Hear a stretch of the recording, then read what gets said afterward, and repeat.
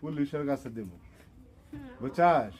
পুলিশের কাছে দিব। তোর যে গ্যাং আছে এই গ্যাংটারে যাতে পুলিশ উদ্ধার করতে পারে। আমাদের জামালপুর পাশে যে ভুক্তভোগী তোদের এই কিশোর গ্যাং যেভাবে মানুষের বাড়িতে ঢুকে এই যে মোবাইল বা সোনা দানা টাকা পয়সা এই তোরা যে কিশোর গ্যাং এই পুরা শহরের মানুষের যে বাড়ি বাড়ি যায় তোরা নিয়ে যাইতেছিস না, এতে মানুষ অনেক ক্ষতিগ্রস্ত বা হতাশ বা এটা নিয়ে খুব আমরা চিন্তায় আছি।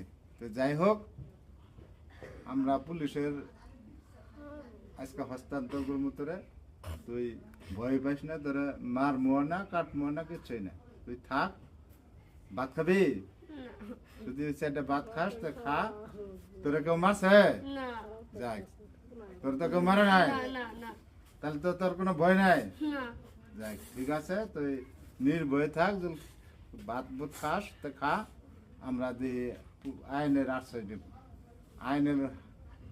আইনের হাতে তোকে হস্তান্তর করাবো। আইন যা করে পদক্ষেপ নেয়। হ্যাঁ, যে পদক্ষেপ নিব এটাই আমরা সহানুভূতি থাকবো। এই বলেই আজকে এই পর্যন্ত আইনের লোকের কাছে যাই। ব্যবসা করিস না। ঠিক আছে।